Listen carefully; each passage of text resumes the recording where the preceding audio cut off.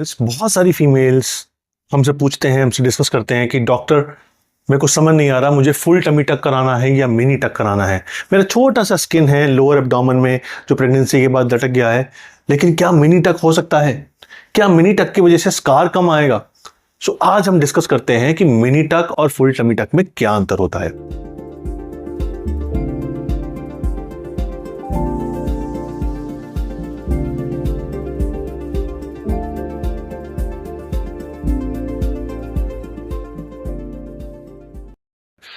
Hi, I'm Dr. Gupta. I'm a board certified plastic surgeon working in Delhi.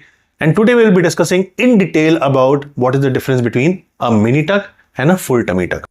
So देखिए, mini टक में अगर किसी का वर्टिकल एक्सटेंट ऑफ स्किन कम है तभी निकाला जाता है। फुल टमी टक उनका किया जाता है जिनका स्किन रिमूवल ज्यादा होना है वर्टिकल एक्सटेंट में। तो अगर आपकी स्किन सैगिंग ज्यादा है तो फुल टमी टक होगा, अगर आपका स्किन सैगिंग कम है तो मिनी टक होगा। लेकिन जरूरी नहीं है कि स्टिच लाइन की जो लेंथ है वो अलग अलग हो। So the difference is not in the suture line length, the difference is in the level of dissection you are doing. आप कितना अमाउंट ऑफ स्किन का फ्लैप रेस कर रहे हैं कि स्किन निकाल रहे हैं। तो अब देखिए, इस मिनी टक में हम बस इतना स्किन निकाल रहे हैं और इन फुल टमी टक हम ज्यादा स्किन निकाल रहे हैं। अब जब ज्यादा स्किन निकाला, सो आप देखिए यहां पे इन पेशेंट की नाभि है, नेवल है, बेली बटन है, उसके अराउंड तक स्किन निकाल रहे हैं। उस बेली बटन को भी रीलोकेट करके ऊपर लिया जाएगा। मिनी टक में बेली बटन को ऊपर नहीं लाते, इनफैक्ट हम बेली बटन का कुछ करते ही नहीं है। जब ये स्किन नीचे आया तो बेली बटन थोड़ा सा बल्कि नीचे खिंच जाता है। सो अगर किसी को बेली बटन का रिपोजिशनिंग या उसकी सुंदरता को इंप्रूव करना है तो फुल टमी टक जाएगा। एक और बात है, मिनी टक उसी केस में कर सकते हैं जब डिफरेंस बिटवीन जो स्किन निकालना है और बेली बटन है उसका जो डिस्टेंस है वो एटलीस्ट 6 to 7 सेंटीमीटर है। यानी ये जो डिस्टेंस है वो एटलीस्ट 6 to 7 सेंटीमीटर है। वाई?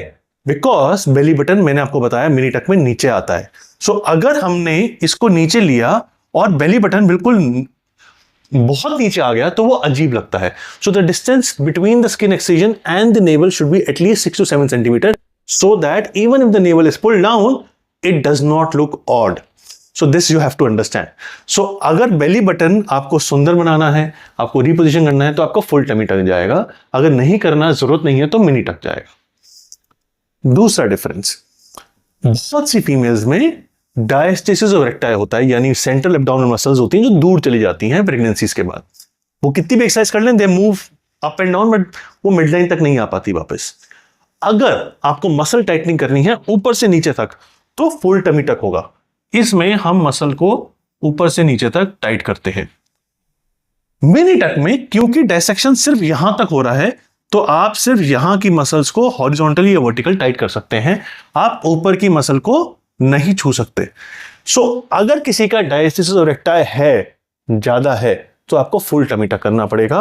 अगर मिनी टक में वो नहीं हो सकता। सो अगर बेली बटन का इशू था, मसल डाइवेरिकेशन है, स्किन एक्सेस ज्यादा है, तो आपको फुल टमी टक ही जाएगा। अगर इनमें से कुछ नहीं है, स्किन एक्सेस थोड़ा है, सो मिनी टक जाएगा। This was my attempt to explain you what is the difference between mini tuck and full tummy टक।